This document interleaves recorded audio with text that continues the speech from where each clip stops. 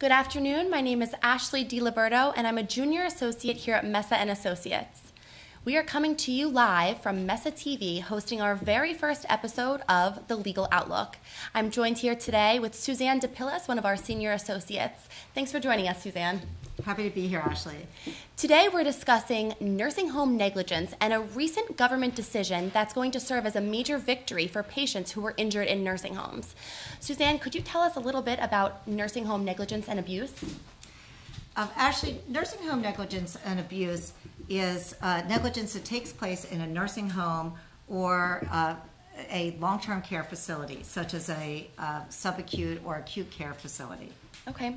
What are the types of injuries that we see as a result of nursing home negligence?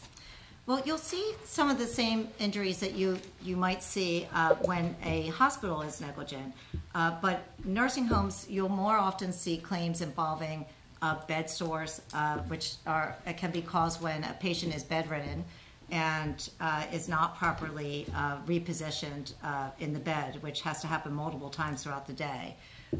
There are 4 stages for bed sores. The first stage involves a reddening of the skin and a change of the skin texture. And the 4th stage involves open, often very large sores that often leak fluid and can become infectious and lead to sepsis and even death of the patient. The other types of injuries that a nursing home patient might experience as a result of negligence or neglect is severe bruising caused by the mishandling or abuse of the patient, dehydration, malnutrition, broken bones and head injuries that can occur when a patient falls or perhaps wanders from the facility when they are not properly supervised or monitored. A patient can also be over-medicated and with antipsychotic drugs in order to sedate them or restrain them. Another issue that can often occur in nursing homes is that medication is improperly administered so that the patient receives either too much or too little of a medication, and that can lead to very serious life-threatening conditions such as kidney failure or other organ failure and death of the patient. There are many other conditions that can occur as a result of nursing home negligence and abuse, and they must be evaluated on a case-by-case basis. So when would you bring a lawsuit for these kinds of injuries? Well, actually, when a patient has suffered very serious and permanent injuries or death as a result of nursing home negligence or abuse, you can bring a claim. So something else that's important to talk about today is that last month, an agency within the United States Department of Health and Human Services issued a specific rule. This rule bars federally funded nursing homes from requiring residents or their powers of attorney to sign arbitration clauses. What are those arbitration clauses, and why would nursing homes require them? Actually, these mandatory arbitration clauses are a relinquishment of constitutional rights. They prevent a resident or their family members from bringing negligence or abuse claims in court. They require that all complaints and legal claims against the nursing home be handled in arbitration.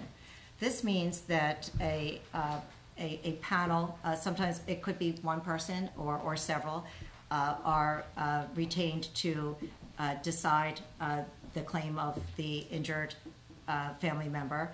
And they are often in a private or confidential setting, do not involve a jury, and do not involve appeals of any of the findings of the arbitrators.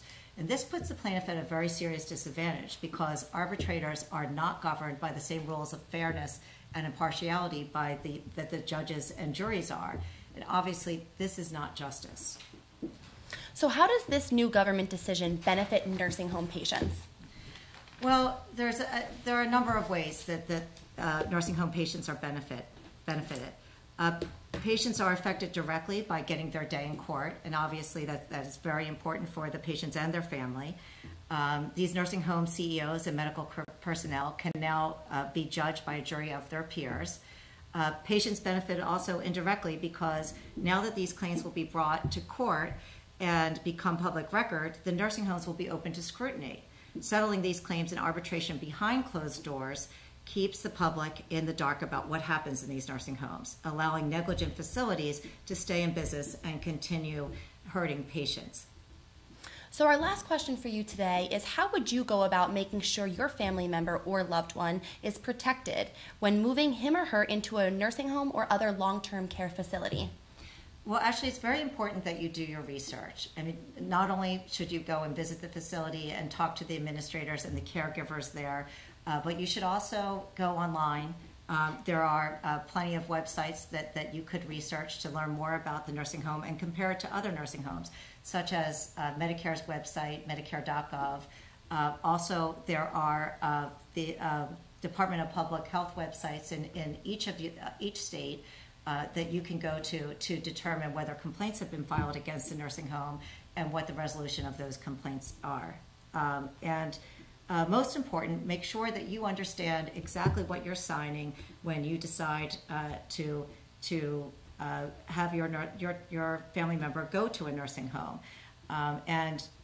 This is important that you read it, and often it can be a very large volume of documents, but read everything and make sure that you understand exactly what you are agreeing to, and when you choose a facility and entrust them with your family member's care.